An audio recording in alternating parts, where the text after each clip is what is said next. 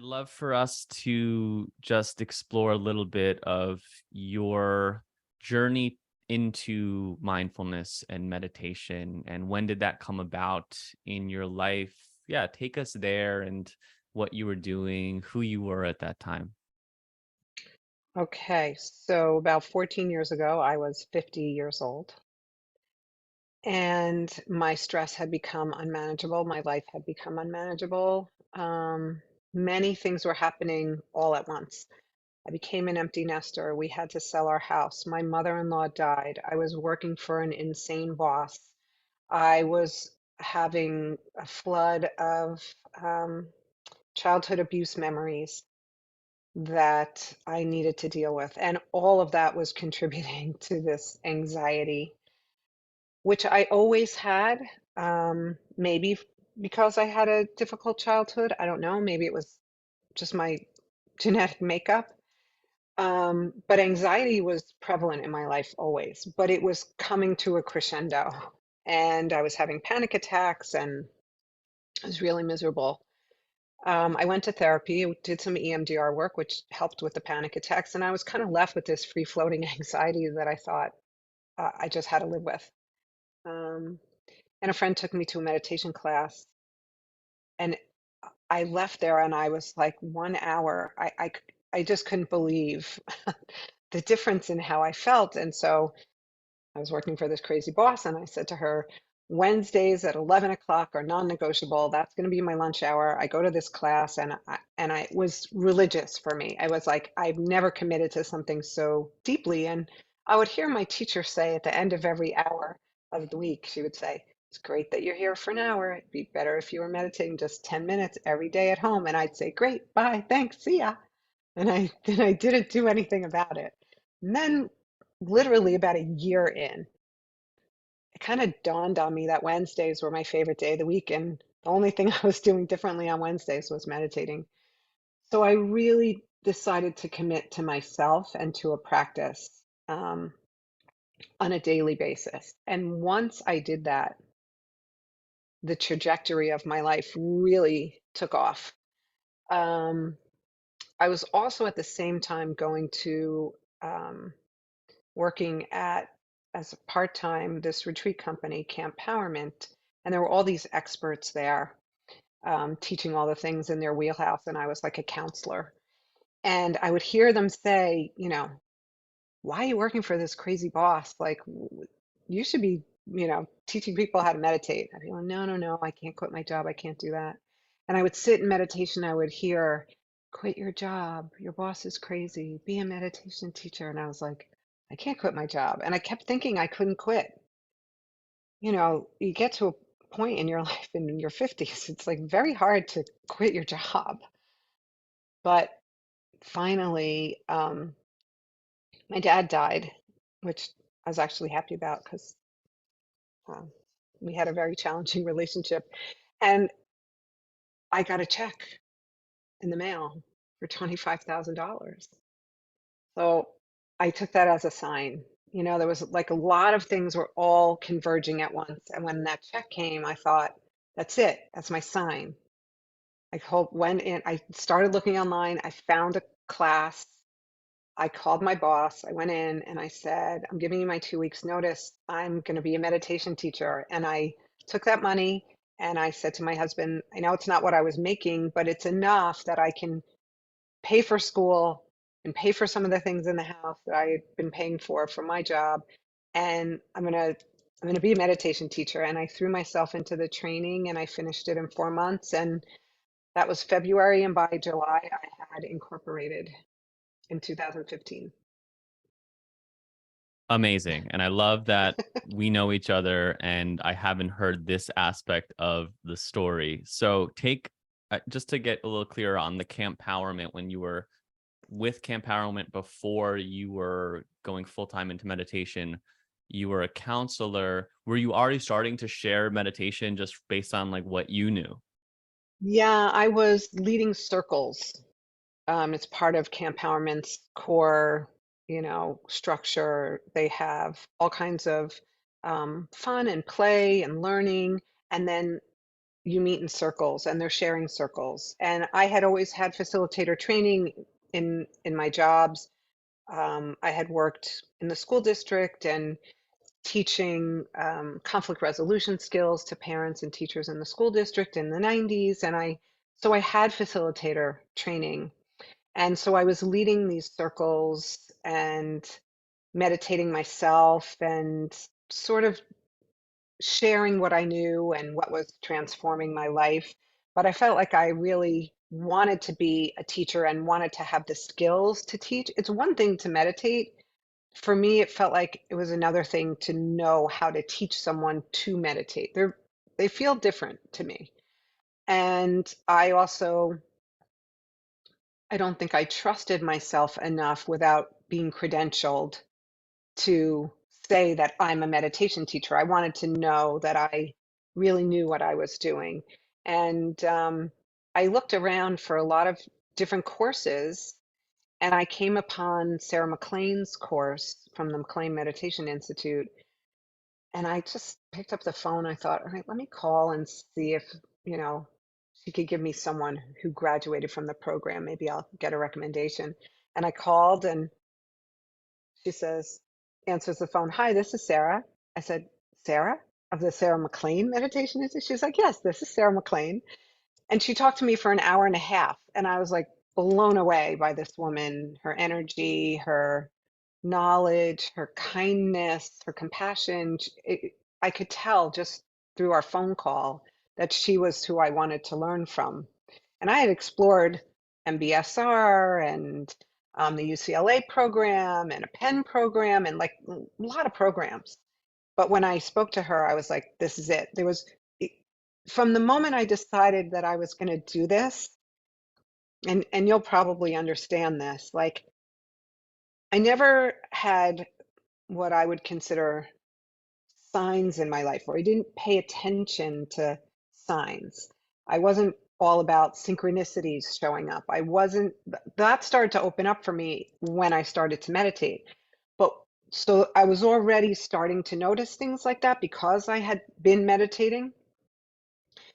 But the moment I decided to shift my life and be a meditation teacher, all of those things just kept happening. And it was like I was just following this intuitive guidance and the guidance of something divine that led me to Sarah, that led me to teach at Camp Empowerment, just kept leading me down this path. And it was like, oh, like the money came and then this came. It's like you start to say yes, and then everything opens up. And that was not how my life went until that time. And then after I started meditating, it was like this line in the sand. And then all these things just like went along, and it was like, okay, yes, yes, yes, yes. It just, I don't know, that's how it happened. I love the timing of this too. It's so funny because you did Sarah McLean in 2015, you finished.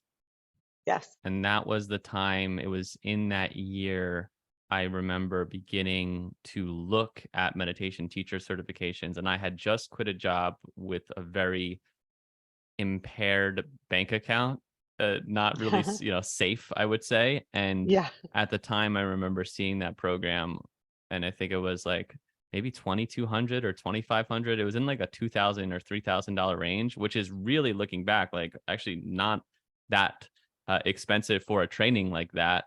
And I didn't have the funds to do that training at that time. And it's, I wish I had a $25,000 check show up at my door. I was waiting. Yeah. In some It ways, I was was waiting for it, crazy. but I love that it was. I think we all have our own journey, our own timing, right? So, as someone I talk about on this podcast, the question of, do we need certifications, or there's certain people that sometimes go to certification as a way to hide from actually sharing and feeling like they don't feel a sense of self-worth just on their own.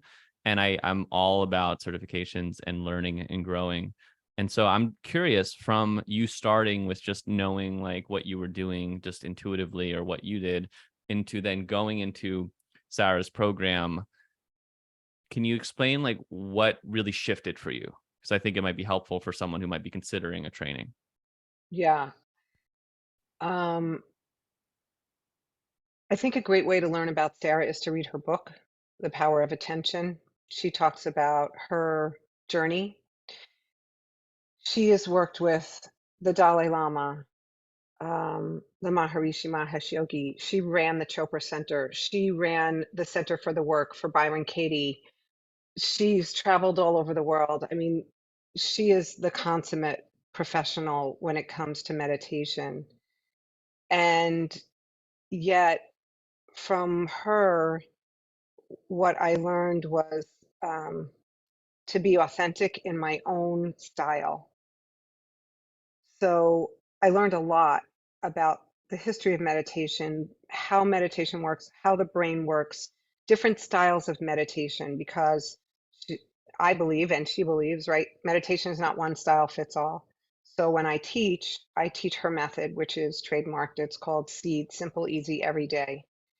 And I offer breath awareness practice, mantra practice, loving kindness practice, gratitude practice, so that there's this potpourri. It's not just one thing. Okay, like TM, although I love mantra practice and I use mantras and I teach mantras, I can't obviously call it TM because they trademarked that, whatever. I'm not going to go into that. But that's it. That's all they offer you. So if mantra practice isn't working for you, you're you're left without something that's an anchor. But if you can learn different styles and different techniques, something's going to connect.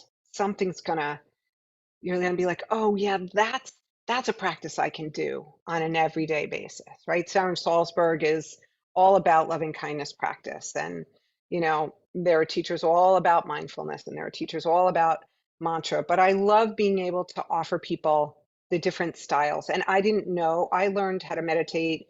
I think my teacher Beth Sandweiss. She was also a teacher at the studio that we taught at in Montclair, Quell. And I learned the class I went to was Beth's class, and I learned to meditate in a Hebrew devotional chanting and meditation class. And I love chanting. I love kirtan chanting. I love Buddhist chanting. I love Hebrew chanting. I really love chanting. But I just felt like learning for me, and partly it was, I think, the idea of not being worthy enough. I do think that plays into, a lot of my stuff and how I approach the world. So I'm always deepening and learning and getting certifications and going to school, partly because I love to learn and I love school. So I'm currently in school still, like I'm always taking classes. But I felt like if I really wanted to give people the the best that I could offer them, I needed to have a solid background of knowledge in what goes into meditation, what's happening in the brain. And when I graduated, not only did I feel like I had a great foundation that I was able to just literally turnkey and walk out and start teaching, but I also felt like I learned, and I was kind of a natural born teacher because I've always been a teacher. That was part of what I was doing my whole life. Um, but I felt like I had great skills that I was taught through Sarah's program in how to teach this. And so that's why I love it. It was really helpful. I love the part you said about how it allowed you to find your own authentic voice, and you learning kind of all these different styles and having the structure and the confidence. And I'm curious because the name of this podcast is art and business, and the art piece, for me, and not everyone has to see it like this, but I see meditation as an art and as a creative process and as an self and an expression of my soul, my emotional state, my whatever, to the world or to a group or to a class.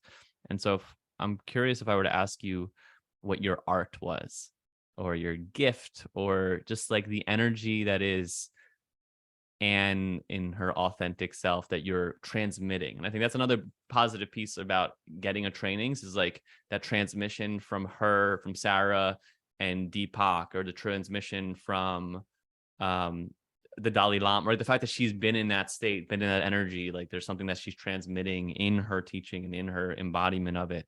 So backtracking, I believe we are all doing that to some way. We're all transmitting something, and that I think is our art if we're connected to it. So what is your art? Yeah, I love that question.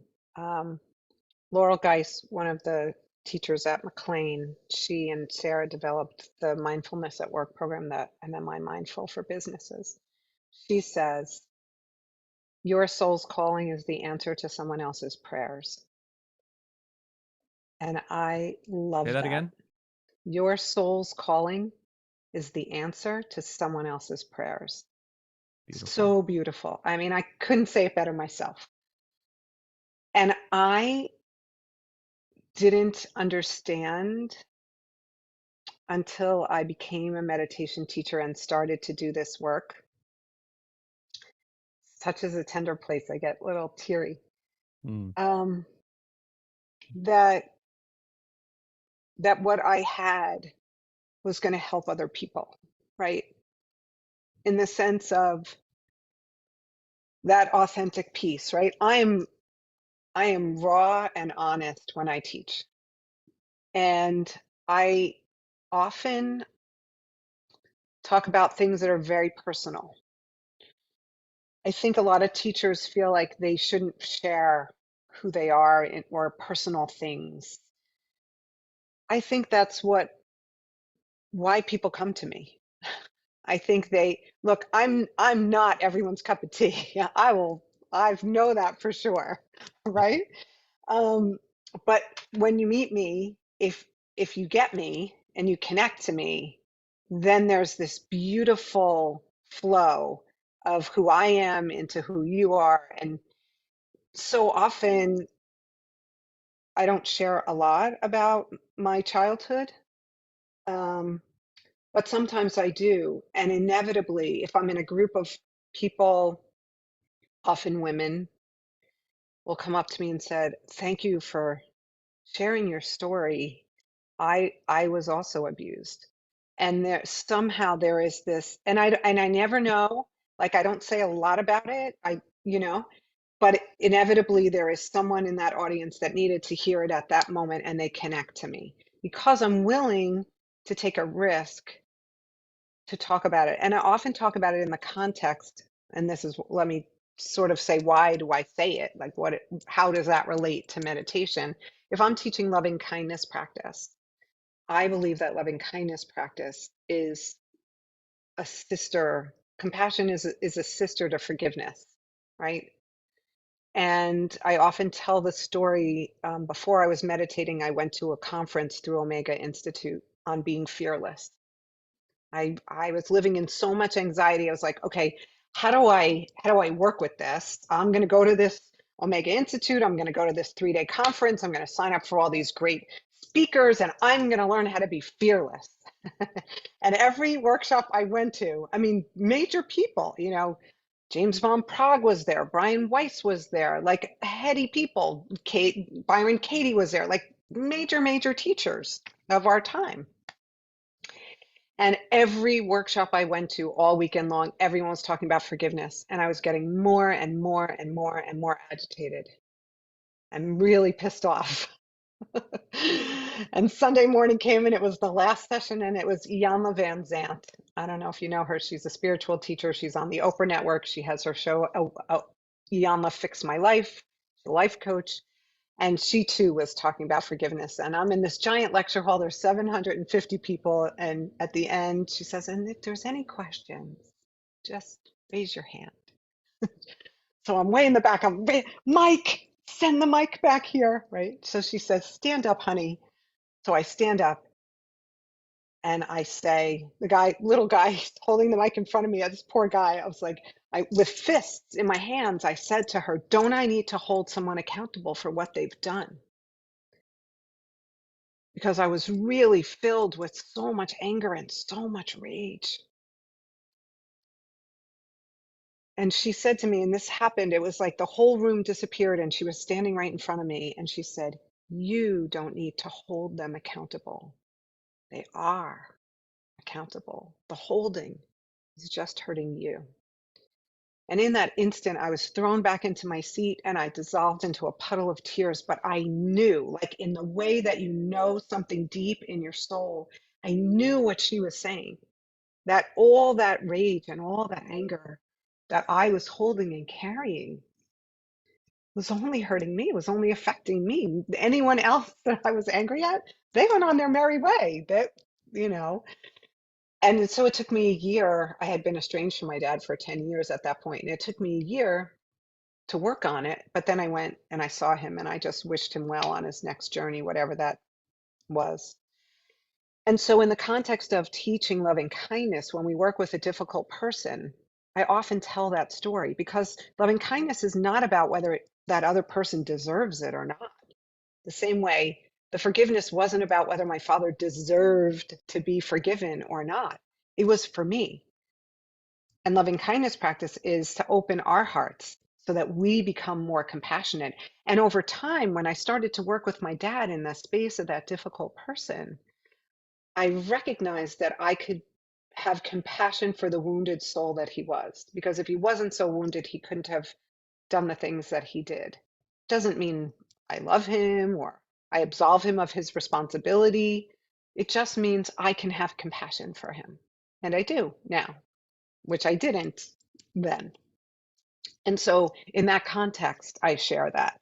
And I think it's so powerful to recognize that this practice, as great as it makes us as human beings for the rest of the world, it's really selfish. It's like, I love teaching. I love transforming people's lives. I love giving them all that I can give them, but I do it for me.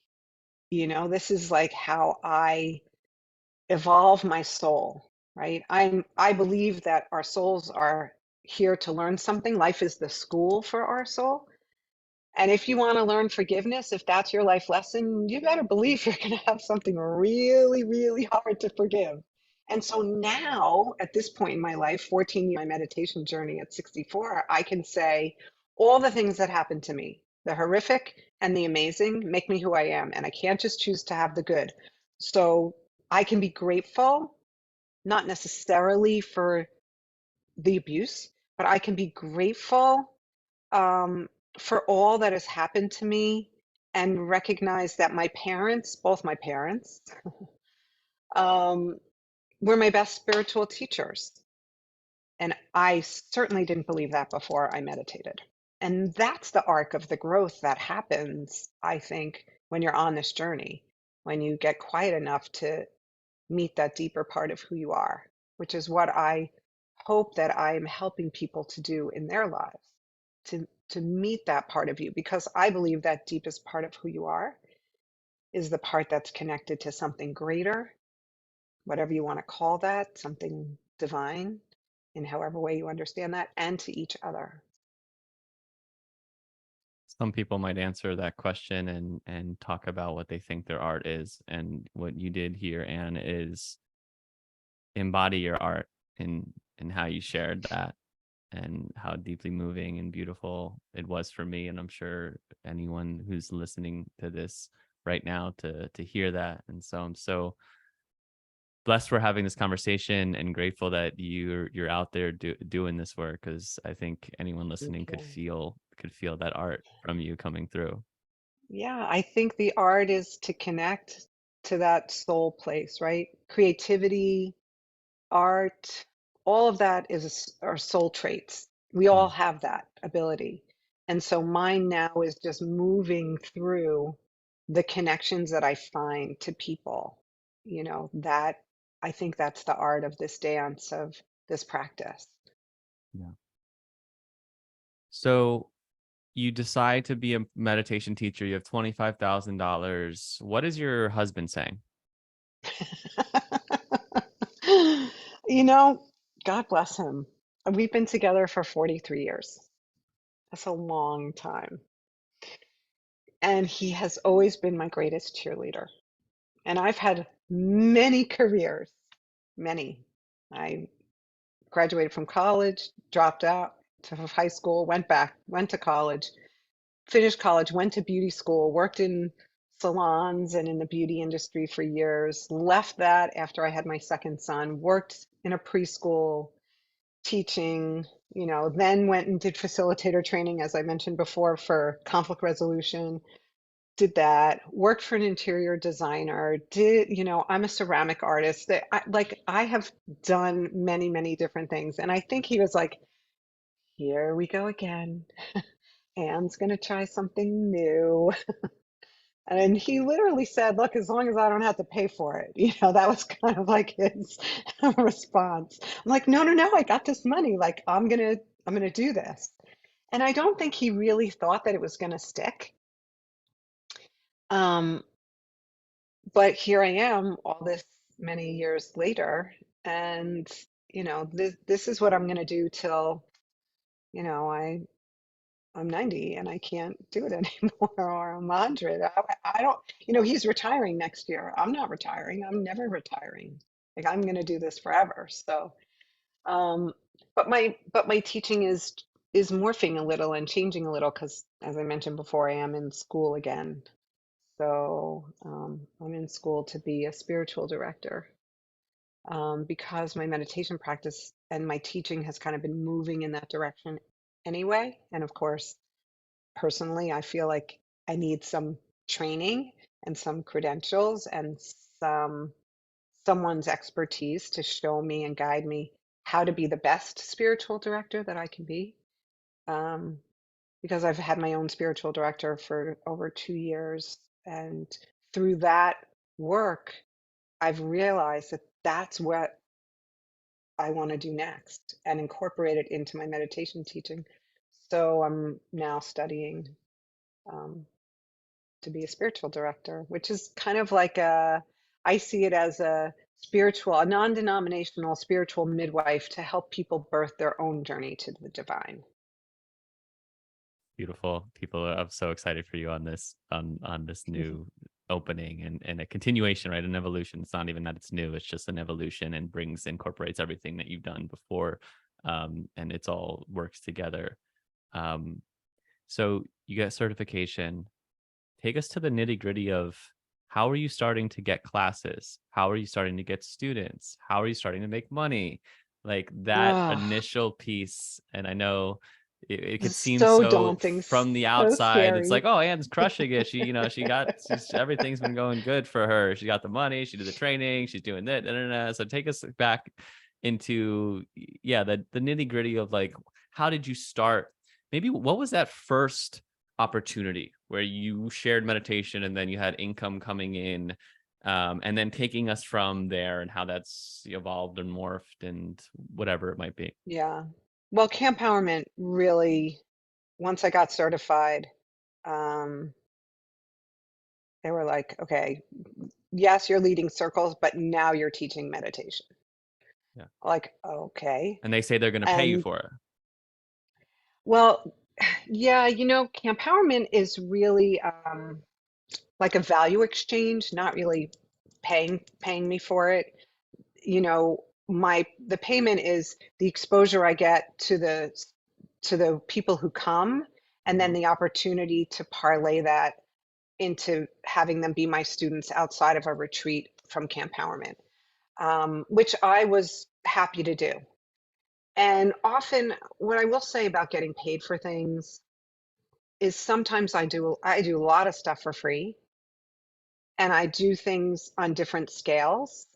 You know, if I do something for a corporate retreat for a 6-week, 6-part program, let's say over 6 months they do it, or 6 weeks, however, let's say they do that, I can command $15,000. If I'm doing a small group, maybe someone's paying me, you know, $500. If they come and they do 6 weeks with me privately, they're paying me $800. I also offer that for free for certain people, right? I don't give the people who are paying nothing less than I give the people who are paying me $15,000, right? What I give is what I give. there's different situations that warrant the different prices that I charge. When I started, I was charging like $10 for a group class, a drop-in, you know? I mean, now it's much more than that because I think the more confidence I got, the more classes I taught, you just sort of put it out there and say, okay, well, maybe I'll charge $18 or maybe I'll charge $22 or maybe and you just see it's kind of like it's a game in a way. But I do believe that there is a value exchange and an energetic exchange, right? I have spent a lot of money and time to learn to be the best teacher I can be, and that is worth something. And so I want people to have skin in the game. Um, but there are certain people that I know, can't afford it. And for me, it's my gift. So, and I can't tell you how do I decide that. It's kind of like person to person or circumstance to circumstance. Sometimes someone will say, can you come and lead us in a workshop? And I'll ask them, is there a stipend? Maybe it's a nonprofit. Is there a stipend? And they'll say, well, no, but you can share your information. You can, it's an offering. And if it's a worthwhile organization, then I'm happy to do it because sometimes that brings me more business and then it's worth it to do it for free. And sometimes it's like, this is my number, can you meet it? And if they say, well, I can come close, sometimes that's okay. Sometimes it's not. Sometimes I say, what's your budget? And they'll give me a number that's way more than what I would have said. I'm like, yeah, that's perfect. I'd be happy to do it for that, you know? So the money thing is hard. I don't believe that I will ever be rich from teaching meditation. I mean, maybe some people do, and maybe some people are. I also have a kind of not a great relationship with money. Um, and I know that, there's a lot of spiritual stuff around that too. But I'm very grateful that my husband, um, makes a living enough to take care of us, and I contribute in the way that I can from what I earn. And what I earn now is significantly more than what I earned in 2015. So it's kind of been growing over time as I have more offerings, as I spread my wings and teach retreats on my own, not empowerment retreats. I still go there and do that value exchange with them. When I lead a retreat, I earn money from doing that. I have a subscription community that I earn money monthly from, and I do private clients.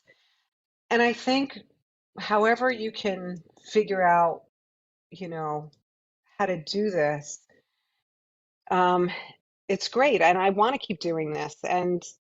But it is challenging sometimes too, because there are people that feel like, well, why should I pay you? I can go on an app for free, or I can sit by myself and follow my breath. And that is all true. Apps are great, but you can't interact with an app. There's no teaching going on there. You can listen to something guided.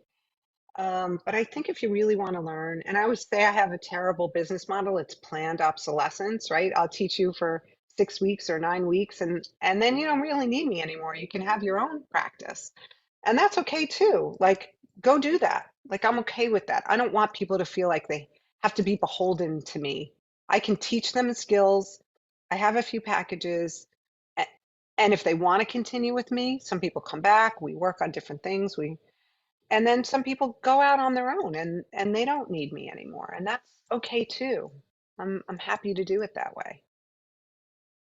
I love the lesson of doing things for free, especially in the beginning, and also knowing intuitively like what we do this work because we love doing this work. And so intuitively Yeah.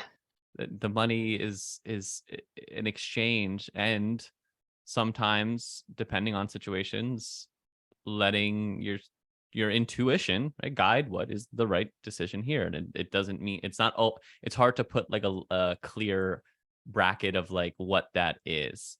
So Yeah. for anyone that's listening, I think just the idea of even there's so many companies and so many people doing those type of retreats in a way. Like that's a huge aspect, and finding an in some ways, or reaching out to be the mindfulness teacher on the retreat, probably getting paid for it, or finding something where there is an exchange and you just have opportunity to practice or exposure to, but people coming into your space. I think it's a cool just opportunity for people.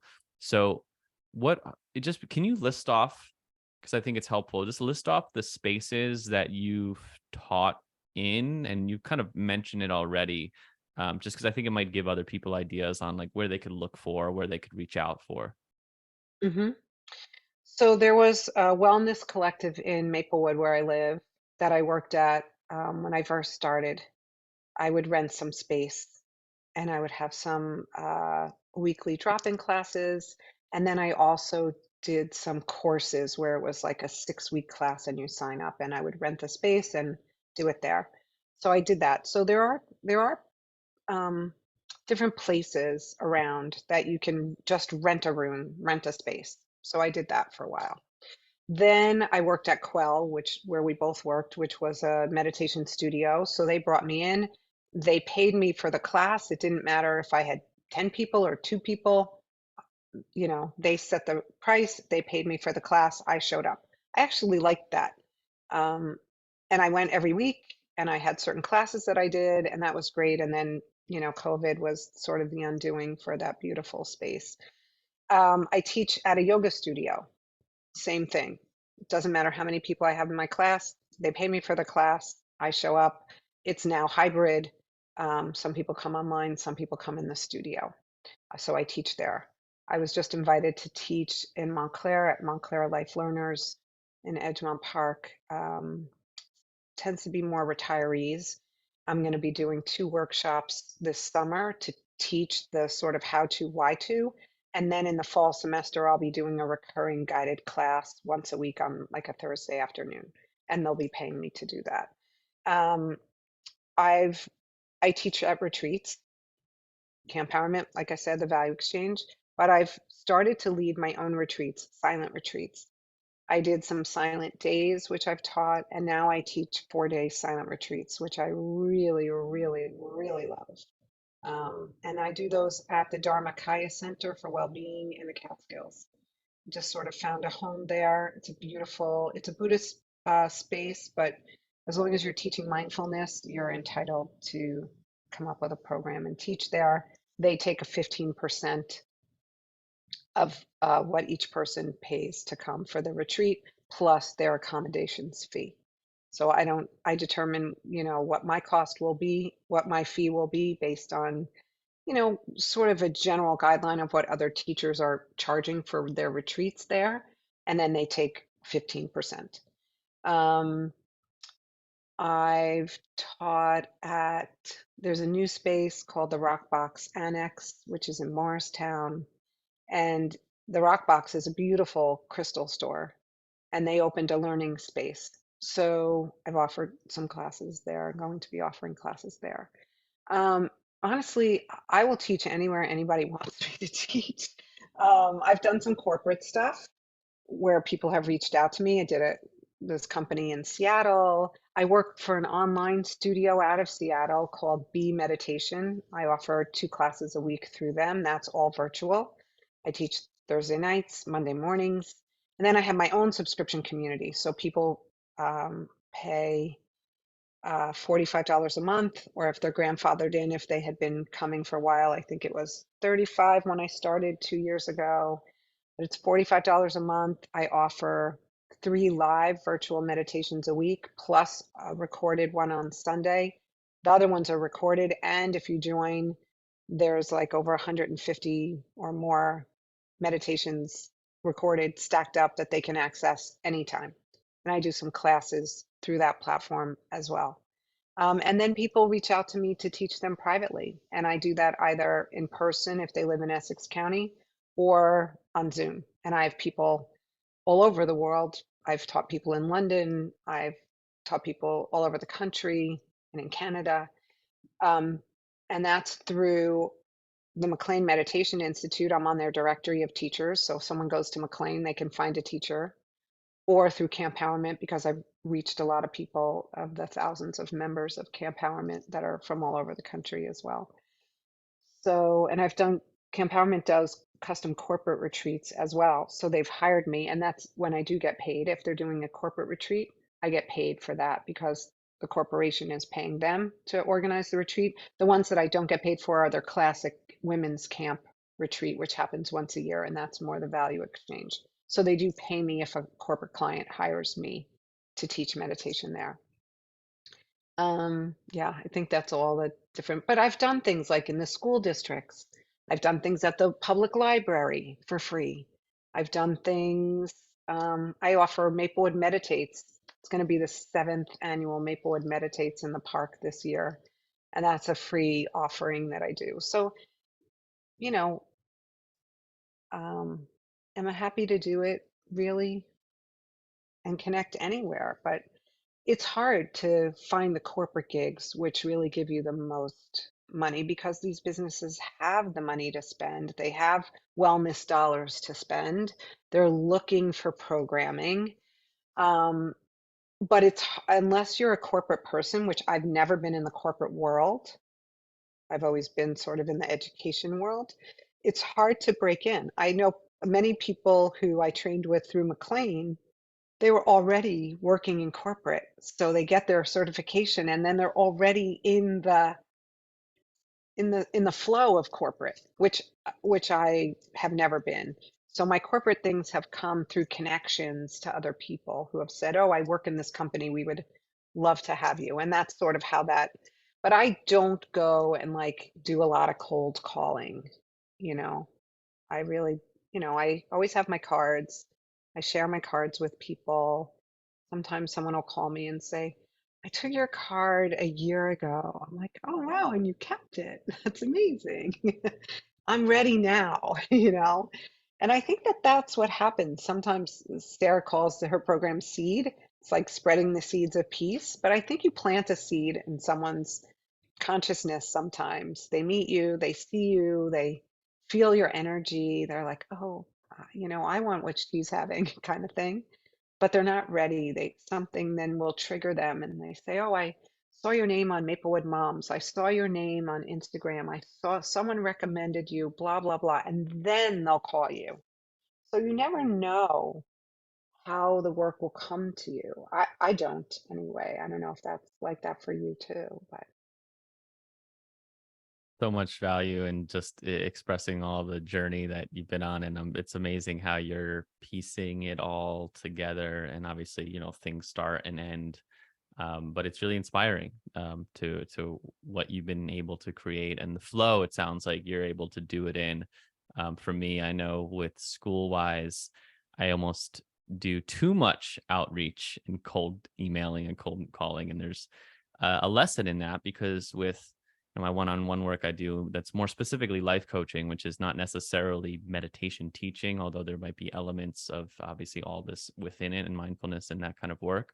But that's kind of flowed for me. And so I tend to try and see there's like a mix of meeting God halfway or meeting the universe halfway, like, hmm taking those steps hmm where that, intuitive call is asking you to take, leaning in there, and then letting the universe do the rest. And sometimes if that door is not open, it might not be the door for you.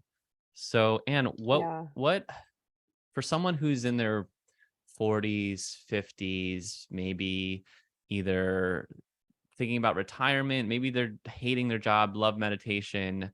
Um, what guidance or words might you have for them? And if it helps to just speak to your, younger self, then by all means speak to your younger self. hmm But Yeah. It's funny. I taught, like I said, preschool for many years. And while I was teaching preschool, my kids were young. And as I became a meditation teacher, certain offerings were coming to me. Oh, can you teach my kids? Can you teach in the school? Can you do this? And I recognized that as I was getting older, my interest and my focus was moving away from children and moving more toward adults and helping adults. And now at 64, I've created a curriculum based on a facilitator training that I went to with a mentor of mine who has sadly since passed away. Her name was Rabbi Rachel Cowan. She was one of the founders of the Institute for Jewish Spirituality. She wrote a book called Wise Aging and did a facilitator training. And I took that training and I now teach one of my retreats, and some of the classes I teach is called Ageless Living. How living with, as we age, particularly for women 50 plus, how do we live with joy and grace and resilience, even in the face of loss and change that inevitably come? And we live in a declinist paradigm. We are youth obsessed in our culture. We're bombarded with it. And particularly as women, it's really challenging because when you tell yourself ideas when you're young, oh, old people are this, old people are that, and then you get to be an old person, very hard to not think those thoughts that you thought you're about your whole life growing up. So what I try to do with this curriculum, because it's something that I'm living, is how do I live in my authentic um, place of being my age, of being 64. I'm thrilled to be in this career at this time of my life. And what I teach and what I know is if you look at the statistics of when do people make the greatest impact, how old are they, what decade are they of the people that make the greatest impact, many people, if I ask that question, they would say, oh, in their 30s or in their 40s. And the truth is, the research shows no. The greatest impact comes in your 50s, in your 60s, and your 70s. If you look at CEOs, if you look at presidents, if you look at popes, if you look at, like inventors, and they're all older because what age means is wisdom. If we can understand that, then we can see that there's so much opening. We can take the wisdom that we've learned and we can share that. We can mentor, we can teach, we can try something totally new. I mean, that's why I stay in school. And one of the great things about Camp Empowerment, and I know I talk about it a lot, it's just such an incredibly rich environment that it's an intergenerational program. So I have very, very close friends who are in their 30s. I mean, they're equally my close friends as my friends who are in their 60s, late 60s, and 70s. And I think surrounding yourself with people who are of many ages, you can see that you can do anything at any time. And I have really embraced that. I have stopped thinking that, I'm too old to do something. Although I had a conversation with your friend on the plane and said, I really want to do one of Lou's retreats where he's hiking in Yosemite, but I don't know, I might be too old for that. But, I'm going to India next year. It's been on my bucket list. I'm like, for my 65th birthday, I'm going to India. I think we can do anything at any age. I looked now to who are my inspirations. I look at women like Iris Apfel, who's over 100. I don't know if you know who she is, but she's that iconic older woman with the big round glasses and the gray hair and all the beads. And Tina Turner, who just passed away. I highly recommend the book Happiness Becomes You. Tina Turner was a Buddhist and she chanted for 50 years, and she credits her chanting and her Buddhism for getting her through her horrible life, her abusive marriage, her many illnesses, her totally being broke and coming back from that. It's a fascinating book, and it's all about, she didn't write it till she was 80. So these are the role models that I think we have to start to look toward when we feel like, oh, I'm too old to do X, Y, or Z. You're not. You're only, age is a number, and we have to trust that what we have to offer as people who are more mature is wisdom and strength and the history that we come with. That there's so much value in that. So I would say to anyone who's my age, 64, older, coming into their late 40s and 50s, You are never too old to change your life, to change your career, to, see things, you've got to change first the thought paradigm in your head that you are obsolete, useless, unworthy, old, used up, like all those kinds of things that we think about older people. It's just not true. It's just not true. Mic drop on you, Anne. Like, how do I go? How do I continue now? Like, there's two more things that I wanted to talk about, but I'm like, there's a part of me that just wants to like move into wrapping up on that because I think it's so powerful and such a wonderful message. I because I know you have this experience and it's two places that I know a lot of people think about creating or doing.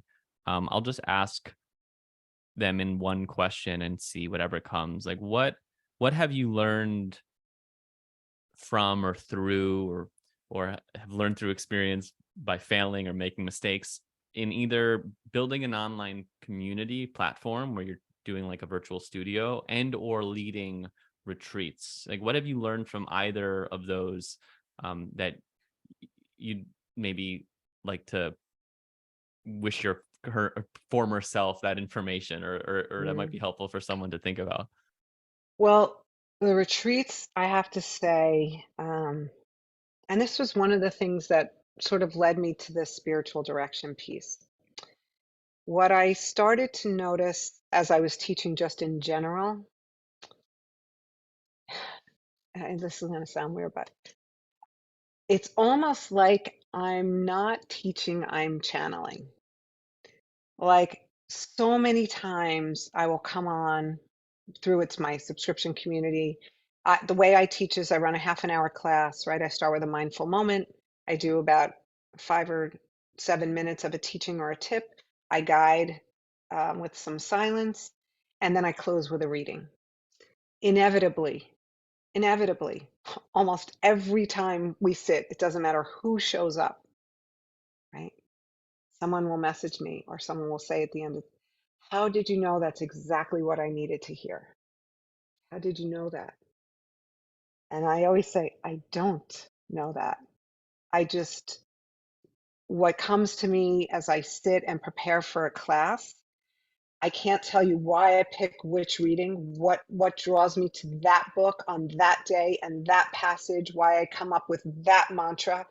It's like I just open up and I sit before I teach and I just say, show me your path.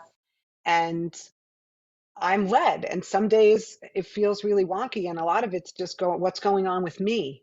Like if I'm really struggling with something, I'll talk about that, and someone else will say, that's just what I needed to hear.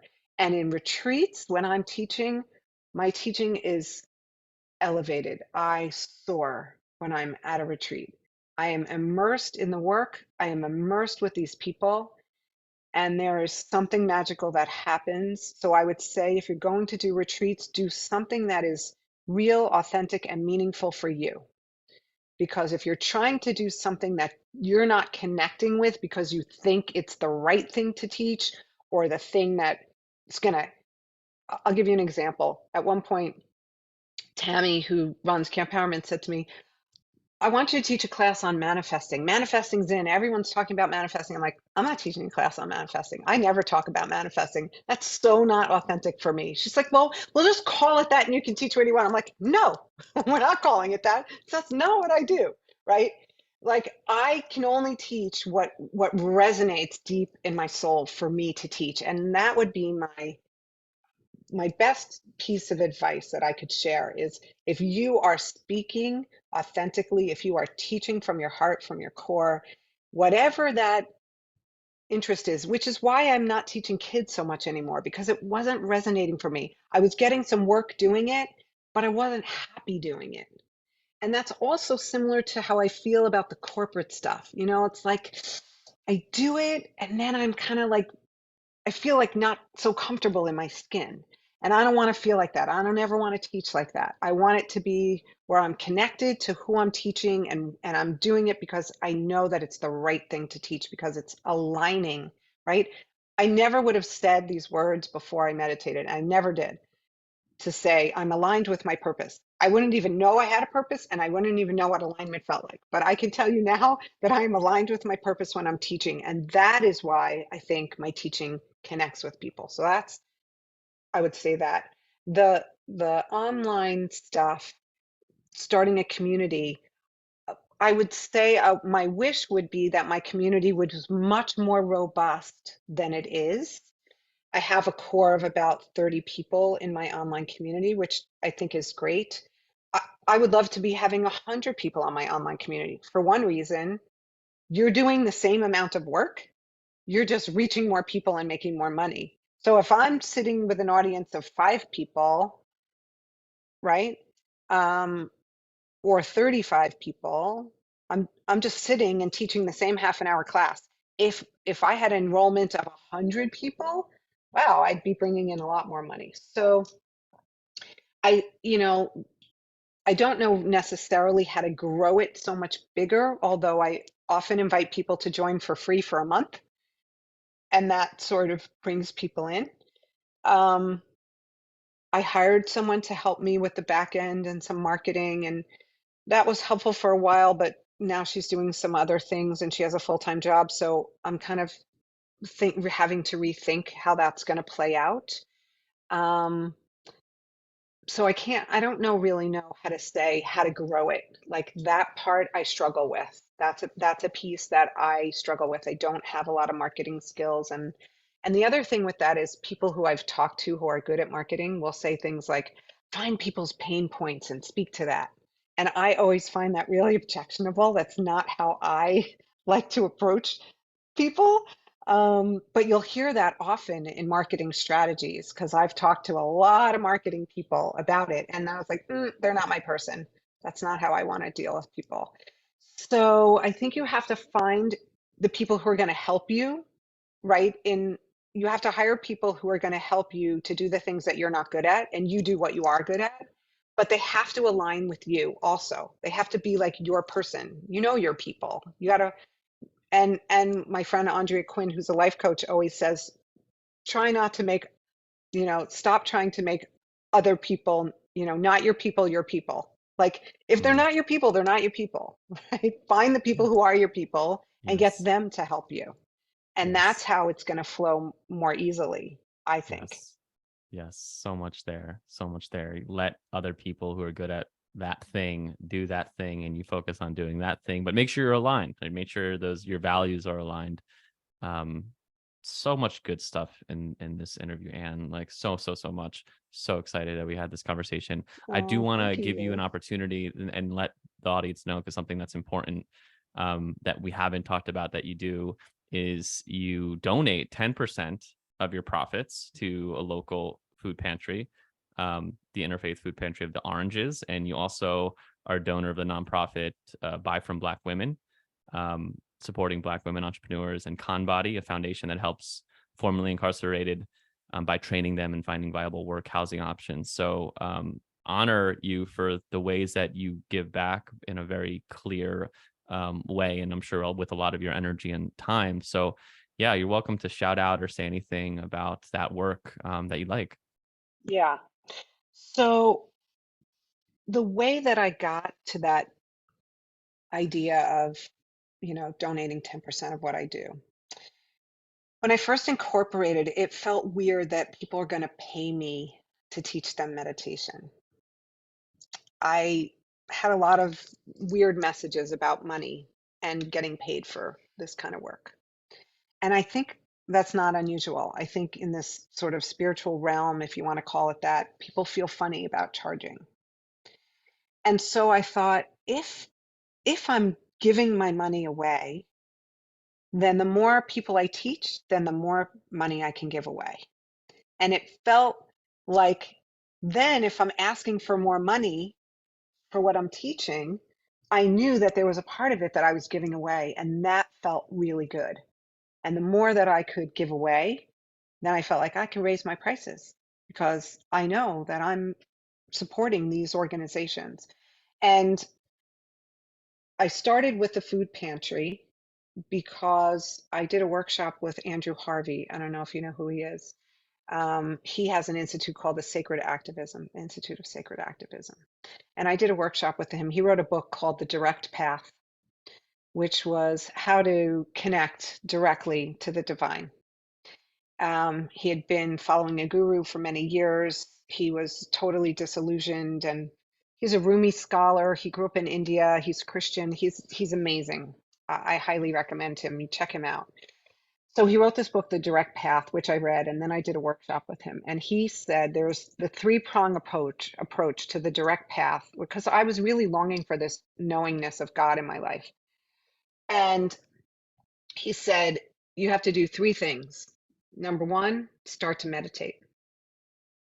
Number two, um, meditation, sacred activism, which is volunteering, and I just forgot the third thing, just went out of my head. Meditate, sacred activism.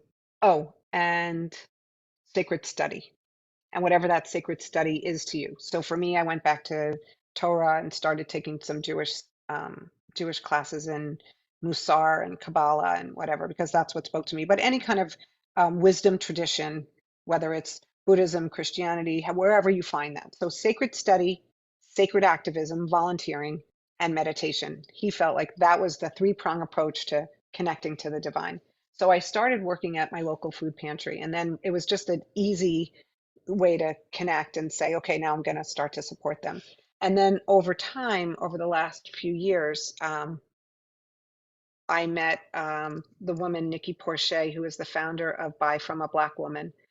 And considering what was going on with when George Floyd was murdered and what was happening through COVID, as this racial reckoning came into the forefront, I started diving deeper into my diversity and equity work and taking more courses that way. And so I decided to support Buy From a Black Woman.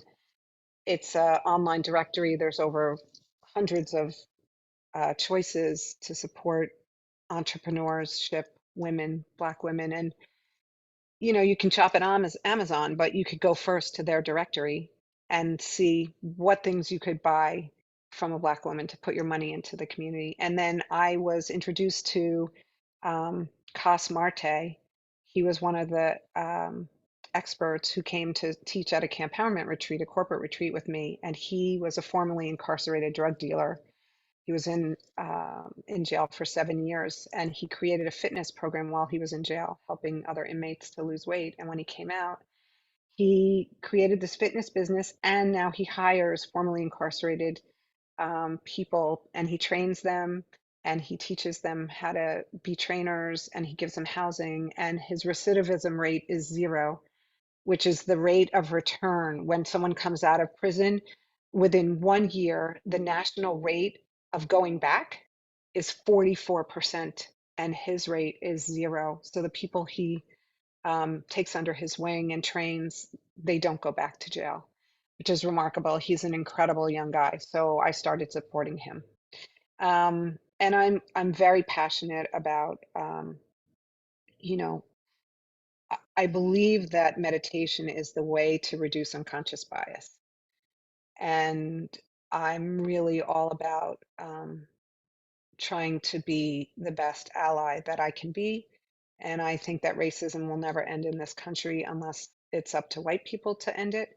And I am passionate about, cross-cultural conversations and doing this work. And so I will also do a shout out for my teacher, Toby Scruggs Hussein. I did the course Racial Healing Allies with her. She's amazing. She does everything with mindfulness as well. And so that's where I choose to put my money and my energy. And yeah, it's causes that are, clearly important to me. And I hope that by spreading the word about them, they become important to other people. But whatever is your passion, whatever is, you know, something that you care deeply about, I think if you can put your money where your mouth is, um, and I do think you get busier and you get more money when you are giving it away. I just think that's the energetic flow of money too. So Yes. Yeah. I would recommend that people find a cause and, either volunteer or give some of their resources back to the community. I mean, we are interconnected, and meditation teaches us that. And look, when we say namaste at the end of a class, the meaning of namaste is the light, the soul, the essence in me sees, recognizes, and acknowledges the same in you. You can't say that if you don't believe it. And so I really believe that everyone I see, I am connected to in a very deep way, and I live that way. Um, it's not just for some people who look like me, but it's for everyone. So, yeah, I haven't said this publicly, but in the last year or 2 years, I don't know when it started or when I've actually been having a percentage where I can see how much money that is, but I've set aside a 5% donation fund. awesome. And so I am really looking forward to checking out these causes, because for me, I use it. Not, I would like to, it's something that creating something that I really feel when I decide who to donate to, when I feel like the work of God is like being happening in this, and I can channel, how I've been blessed to that. Getting emotional thinking about it. Um, Yeah, I know. and it's something, yeah, it's something that I want to um create in some way, but and I don't. Sometimes I just the money actually just starts to like build up, and I'm not giving because I don't know who's like it's a thing that I don't know where to sometimes give or look for. So I'm always appreciative of new things to look into that I know are trusted by someone as you. Yeah. So There's one um more that I'll tell you to look into because I know you're involved with students and kids. I've done retreats for them through Camp Empowerment. I just actually came back. It's called the Herbit Forward Foundation, HIFF. It's herbie.com. And it is a foundation that sends kids to college. They're scholars, and it's a leadership camp that Camp Empowerment runs for them. And these kids are inner city kids. Many of them are the first in their families to ever go to college. Some of them, they're the first in their family to graduate from high school. And these kids are finishing college, starting graduate programs, finishing graduate programs. And this organization not only gives them scholarship money, but creates this leadership uh, camp for them. And the older ones start to mentor the younger ones, and they do programs for them throughout the year. So that's another place that I support as well. So Herbit Forward Foundation is amazing. And check that out. Beautiful. I'm excited too. And this was beyond amazing to connect with you. It's been a little while since we chatted, and to just have your wisdom. That was such a beautiful line of like, yes, when you age, there's wisdom, and your wisdom was felt by me, and I know by those that are listening to this. So thank you Thank you, for you for Lou. being on. And any last You're words, like where people can find you, what you got going on? I mean, sit Yeah, in you can find place. me. Yeah. You can find me at mindfulnessmeetingplace.com. It's my website. You can join Sit in Place, and if any of your listeners want to join for free for a month, they can put in the promo code all caps free month. They will have to cancel it on their own if they decide not to stay. I don't have the ability to do that, and it will start to charge them $45 a month. But they can join Sit in Place and come on and meditate with me Mondays mornings 9:15 a.m. Eastern Time, Wednesdays, Fridays 7:30 a.m. Eastern Time. And again, those are all recorded, so they could just watch recordings if they want. Um, I'm on Instagram at Mindfulness Meeting Place. If they want to reach out to me, my email is Anne, ANNE, at mindfulnessmeetingplace.com. And I am, really open and happy to teach anywhere anybody wants to learn. And also, I wrote a book. If someone wants to get my book, I'll give a short plug for my book, which is The Bliss Buddy Project: How Sharing Gratitude Increases Joy. I created an acronym to follow. You get a buddy and you share your gratitude moments. I call them bliss moments for try it for at least 30 days. And it will, gratitude is a practice that really changed my life in a big way. I grew up in a lot of lack and I spent a lot of time in comparison. And when you spend your time in comparison, you live in lack. And when you move to gratitude, you live in abundance. And, it really was a big, powerful shift that I learned while, after starting to meditate. It was something that I chose to do, and it changed my life so profoundly. I've had my same bliss buddy for almost 10 years now. Um, and I've been following pairs of people that I've put together over the years. And so if anyone's looking for a bliss buddy, they can reach out to me if they can't find one on their own. But yeah, check out the Amazing. Bliss Buddy project. It's on Amazon. Amazing. And thank you so much for your wisdom. It's such a gift. Thank you. And to everyone listening, we'll see you next time.